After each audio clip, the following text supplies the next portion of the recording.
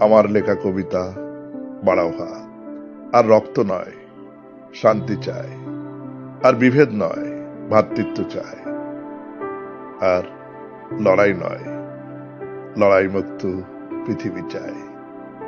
হোক না এই আমাদের স্লোগান, জানে বিশ্বের সব ধর্মই মানব কল্যাণী।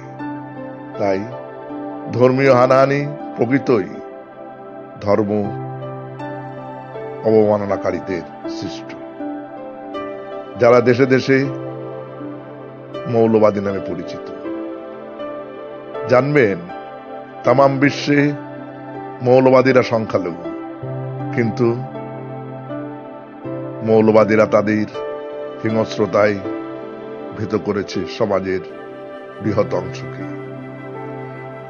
তাদের ধর্মীয় অবব্যাখ্যা বৃহত্তর সমাজকে গলদীকরণে বাধ্য করেছে।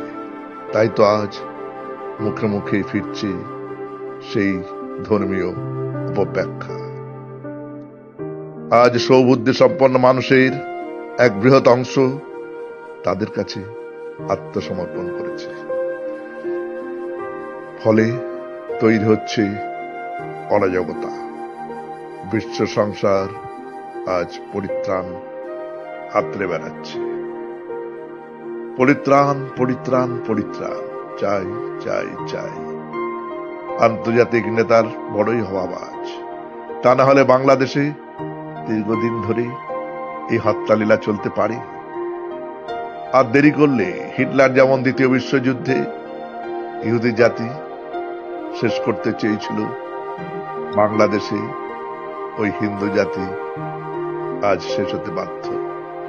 আর দেরি নয়, হে বিশ্ব বাড়াও হাত, বর্ষণ করো বৃষ্টি, তব জলধারায় ভাসিয়ে দাও সমস্ত হিংসার দেশ।